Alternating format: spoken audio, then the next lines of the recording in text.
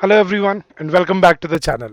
So guys, this is a strategy video for you to basically prepare for your UPSC CSAT exam, and in this session I'll be giving you the 5 top most important tips for your English comprehension in the CSAT part. So guys, this session is going to be very useful if you're preparing for UPSC, and this will give you the right direction into how to be able to be efficient and accurate with your answers. So don't miss out on this video, and guys, please make sure that you like and subscribe if you're new here. So let's begin with the session, guys. So there are some very important tips and tricks to solve comprehension passages. See, I'll not be teaching you how to solve comprehension passages. I've already done that in the previous sessions, but in this sessions I'll be giving you some very important, some key tricks to crack comprehension. Now this will give you broader perspective to your preparation, and this will also give you an idea how to prepare for your exam. So let's begin, guys. First of all, let me break down the psychology of the comprehension part. What are they basically testing you on, and what are you expected to basically keep in mind when you are performing these mental operations? So let me just tell you the psychology behind it. Reading comprehension is basically, guys, it is the perception, making sense of and comprehension of written matters. Basically, what do we call comprehension? Comprehension होता क्या है कि कोई चीज़ जो आप पहली बार पढ़ रहे हो उसको सही तरह से समझ पाना, उसकी सेंस बना पाना, और जो परसेप्शन है, जो मैसेज दिया जा रहा है ऑथर के द्वारा, उसी तक पहुंच पाना. In simple words, it is to cognize in all respects the information, feelings and the thoughts that are desired to be transmitted as they are, without having caused any misunderstanding in its course. तो उसने क्या बोला है कि basically simply reading comprehension क्या होता है?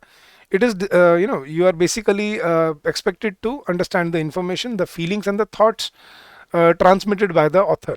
Now, since reading comprehension requires effective utilization of cognitive structure, cognitive hypotheses focus more on perceptive skills, memory, and the strategies required to perform mental operations. So, you need to have good perceptive skills, memory, you need to memorize whatever has been given in the premises of the passage, and strategy, you need to strategize to execute your answer. So to sum up, everything, I have these 4 key points when you are drafting your when you are performing your reading comprehension exercises. First is to be able to read between the lines. That means whatever author has tried to convey, most of the times these passages, they do not explicitly mention what they are trying to convey to you. So you have to read between the lines. And what is reading between the lines? To be able to understand what is not explicitly mentioned in the lines. So you have to infer the meaning what the author wants to convey. Second is to infer and collate information from the passage, to be able to bring it down to one key point, that okay, this is what the author is focusing upon. Next, to analyze and rationally eliminate incorrect options. कि सोच समझ के अपने ध्यान से अपने options को गलत ऑप्शंस को एलिमिनेट कर पाना. And then you need to have efficiency and accuracy. That means आप जो आंसर मार्क कर रहे हो वो सही होना चाहिए, because there is negative marking in the exam. और एफिशिएंसी, आपको टाइम पता है, आपको टाइम भी मैनेज करना है. तो there are 80 questions and you have to target as many questions as you need to crack the minimum cutoff, that is 33% in this exam. To be able to read between the lines, to infer and collate information, to analyze and rationally eliminate incorrect options, and to have efficiency and accuracy. And how to get these things? Let's understand the 5 tips and tricks. Now, first is, when will you be empowered to when will you feel that you'll be able to comprehend most of the passages? First requirement is to broaden your database, broaden your knowledge, to read about as many topics as there are, so that you feel confident about whenever you are reading about a new topic, you know something about the topic. So I believe this is something called to be jack of all trades. So let me ask you guys, which section of newspaper do you turn to when you read newspaper? Which section is the most appealing to you? Is it the sports version? Is it the first the first page? Is it the is it the regional news? Or I feel what you should be focusing upon is the middle of the newspaper, that is the editorial part. So reading articles on topics which you understand and know about is very easy as compared to reading on new topics, alien topics. Hence it is very important to develop a broad background of knowledge in various fields, so that you are able to comprehend whatever has been conveyed. अगर आपको GM crops के बारे में नहीं पता, आपको inclusion of economy के बारे में नहीं पता, अगर आपको क्लाइमेट चेंज के बारे में नहीं पता क्या हो रहा है आसपास, तो it will become problematic for you to really comprehend the context of the passage. तो खुद का एक नॉलेज बेस होना बहुत ज़रूरी है guys. So it is very important to develop a broad background of knowledge in various fields. See, these passages, they come from, different articles. So you can improve your knowledge base by reading books, newspapers, magazines, articles, and periodicals on a daily basis. So when you read something on a daily basis, that empowers you, that, broadens your horizon of your, mental ability, and it helps you to understand what is given to you. Start taking interest in what is happening around the world. That is of importance. This would not only help you develop your reading skills, but also help you during your GD and personal interview stage. Now, read from a broad range of topics to avoid monotony. So the more and the varied topics you read, the better prepared you will feel in the exam. ये होता है guys, अगर आपने किसी topic के बारे में पढ़ा हुआ है, उसी के ऊपर पैसेज आ रहे हैं, तो आप पढ़ पाओगे, सॉल्व कर पाओगे। लेकिन अगर टॉपिक कुछ ऐसा जो आज से पहले आपने नहीं पढ़ा हुआ, then it becomes a problem, right. Second tip, learn to understand the structure of paragraphs. जो पैसेजेस, जो उनका स्ट्रक्चर क्या है। Most often the paragraphs used in the reading comprehension passages are taken from articles or periodicals written by good writers. Now these writers generally have a well-defined structure of constructing a passage or constructing a paragraph. Their paragraph will mostly have a proper beginning, middle part and an end section, जिसको हम introduction, body और conclusion बोलते हैं अपनी language में. Now knowing the functions of the respective parts can help you understand what passage is trying to convey. कि यार introduction में क्या चीज़ दी होती है, आपको कैसे introduce किया जाता है किसी टॉपिक से, अगर आपको समझ आ रहा है, फिर बॉडी में वो कैसे एंगल, क्या क्या एंगल डिस्कस करता है, पॉजिटिव करता है, नेगेटिव करता है, उसके कॉन्सिक्वेंसेस करता है, वो आपको समझना है, और फिर कंक्लूजन में वो क्या मैसेज कन्वे करना चाह रहा है, वो आपको पिकअप करना होता है। तो अगर आप ये अलग अलग फंक्शन समझते हो हर पार्ट के, तो you will be more prepared to solve these passages.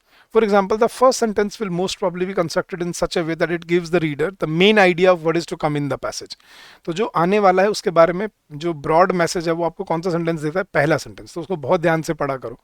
बीच में जो गिवन है उसमें कुछ क्रिटिकल वर्ड्स पे ध्यान दिया करो कि क्या बात वो कहना चाह रहा है, किस वर्ड्स के साथ। तो ये चीज़ बहुत इंपॉर्टेंट हो जाती है। कंक्लूजन अगर आपको ढूंढना है तो फिर लास्ट में आपको फोकस करना होता है कि एंड में क्या दिया है उसने। So such tips will help you to prepare better. Next tip guys, choose your passages very carefully.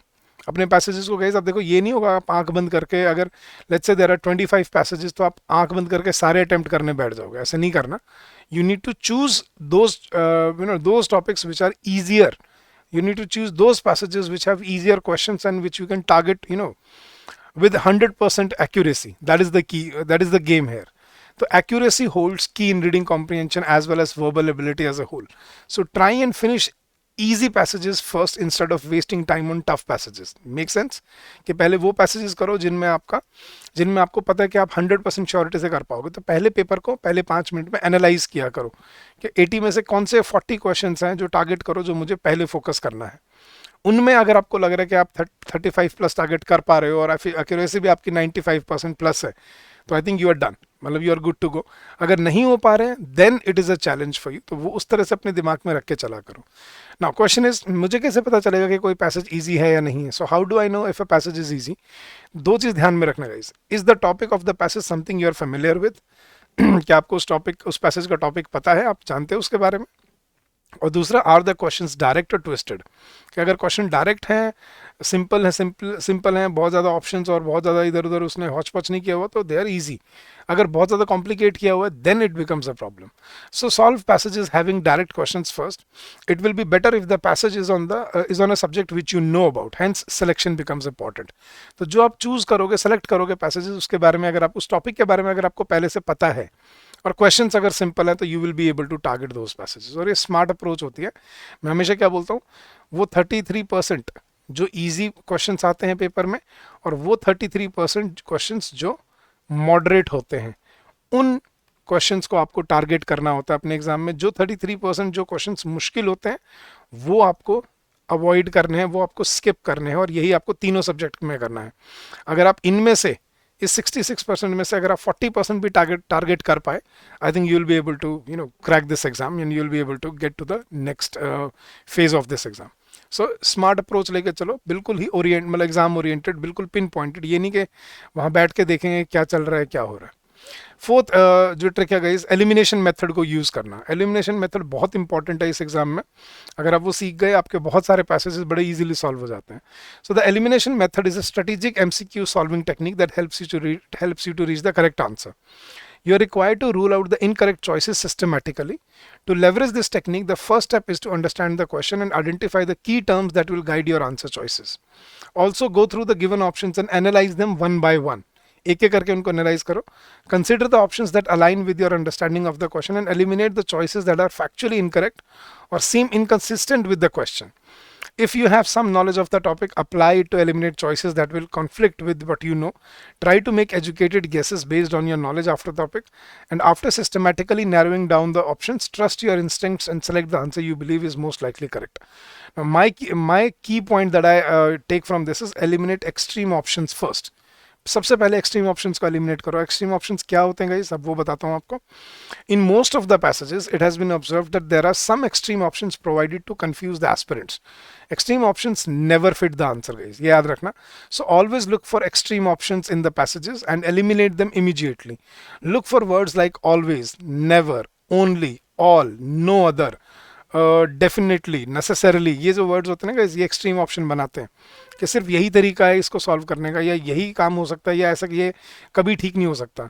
ये ऑप्शंस को एलिमिनेट करते रहा करो शुरू से ही. And opt out these options from the get go. शुरू से ही उनको एलिमिनेट कर दो ताकि आप अपने सिस्टमैटिक जो अप्रोच है उसको फॉलो कर पाओ. तो एक्सट्रीम ऑप्शंस हमेशा एलिमिनेट होते हैं. एंड लास्ट गाइस, लास्ट जो टिप है, focus on comprehension instead of speed. Speed पे नहीं, कॉम्प्रिहेंशन पे फोकस करो. While reading, speed is a key factor in saving time, but it is not the most important criteria. ये याद रखना, क्योंकि इसमें बहुत टाइम है, आपके पास 120 मिनट है और आपको सिर्फ 40, 45, 50 क्वेश्चन टारगेट करने हैं to be able to crack the minimum cut off. तो इसके लिए आपको स्पीड की जरूरत नहीं है, एक्यूरेसी की जरूरत है. One can read a passage very fast without really understanding what it is about. ये सच है, हम पढ़ सकते हैं बिना समझे. Hence you need to make sure that you pay more attention to reading comprehension instead of reading speed. तो आपको रीडिंग कॉम्प्रिहेंशन पे ध्यान देना है, ना कि रीडिंग स्पीड पे. तेज पढ़ो बट समझने के लिए पढ़ो, पढ़ने के लिए नहीं. So you should be able to comprehend the passage fast. This will help you a lot in solving the questions. On the other hand, if you just read fast and do not comprehend properly, क्या होगा guys? You may have to revert to the passage and again. आपको अगर समझ नहीं आया पहली बार में, तो आपको बार बार आपको पढ़ना पड़ेगा, रिपीट कर करके पढ़ना पड़ेगा उसको समझने के लिए. And that is what you need to understand. तो speed is not the key here, accuracy and efficiency is the key here. तो ये 5 टिप्स थी गाइस जो मुझे लगता है इस एग्जाम में आपको बहुत हेल्प कर सकती हैं अपने क्वेश्चंस को चूज करने में, अपने ऑप्शंस को सही एलिमिनेट करके सही आंसर तक पहुंचने में, और एक सिस्टमैटिक अप्रोच बनाने में कि कौन से क्वेश्चंस टारगेट करने हैं और कौन से क्वेश्चंस को एलिमिनेट करना है. तो आई होप ये जो टिप्स हैं और जो ट्रिक्स हैं ये आपकी ज़रूर हेल्प करेंगी आपके प्रिपरेशन में. And I hope they will give you the right context and right understanding of how you need to and what you need to prepare for this exam. और गाइस, अगर आपको और डिटेल में अगर इसमें और प्रिपरेशन करना है तो आपकी अप्रोच क्या होनी चाहिए? Read selective topics only. मतलब सिर्फ वो टॉपिक्स पढ़ो जो आपके एग्जाम के लिए ज़रूरी हैं. अब ये देखो, पॉलिटिक्स वाली पढ़ने की ज़रूरत नहीं है, ये बीजेपी, आम आदमी पार्टी और कांग्रेस, ये सब पढ़ने की ज़रूरत नहीं है, बिकॉज ये एग्जाम में कोई रिलेशन नहीं है इनका. ठीक है. हाँ, इन जनरल आपको पता होना चाहिए भाई पॉलिटिकल एग्जीक्यूटिव का क्या काम है, जुडिशरी का क्या काम है, वो आपको पता होना चाहिए. बट पर्टिकुलरली पार्टीज़ में क्या चल रहा है या अभी क्या चल रहा है वो नहीं.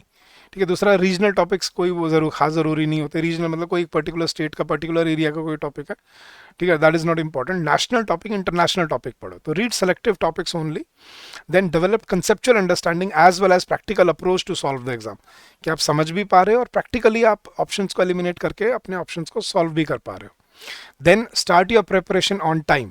ये सही वक्त है आपके एग्जाम की प्रिपरेशन स्टार्ट करने का. एग्जाम थोड़ा आपका डिले भी हो गया due to elections. I think June में होने वाला है, राइट?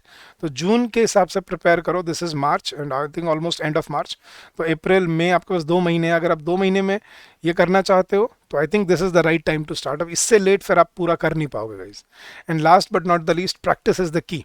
जितना प्रैक्टिस करोगे इसको एक बार, उतना ही बेटर होते जाओगे, क्योंकि इसमें सिलेबस बहुत वास्ट नहीं है.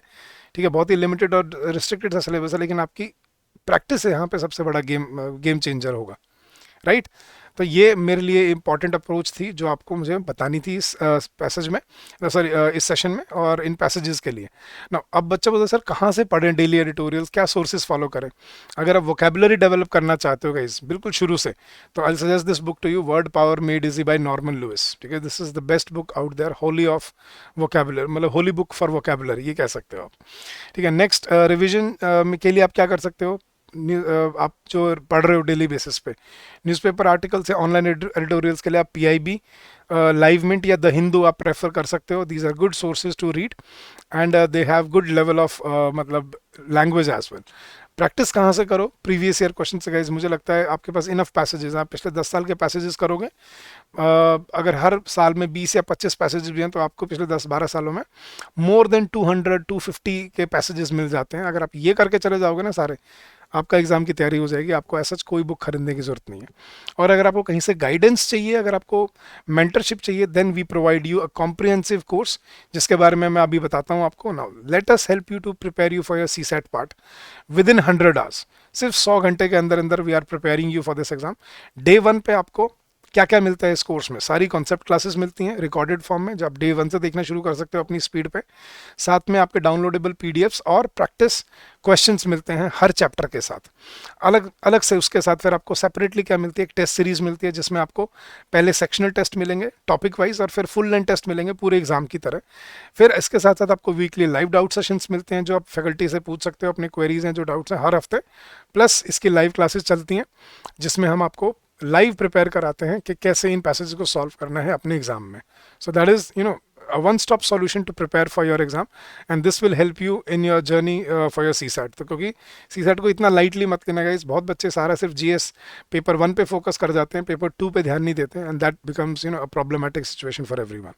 So if you wish to join us in this comprehensive course, the link for this course has been given in the description of the video। Come join us and get benefited and make your dream of becoming a UPSC UPSC officer, ठीक है, real and true in your near future। So thank you so much for your patience and for your kindness। We'll keep on coming with more such sessions as your exam approaches। We'll keep on helping you in this journey, and we promise to stay with you and to handhold you at every corner and every step of this way। So thank you so much once again, guys। If you have any doubts, if you have any queries regarding our courses or anything else, you can always call us on this number during the office hours, that is 8146207241, or you can also drop us an email at hello@edutap.co.in।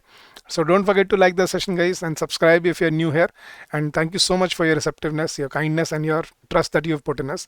I'll see you again very soon in more such sessions. Till then, guys, stay safe, stay healthy, and happy learning to all of you।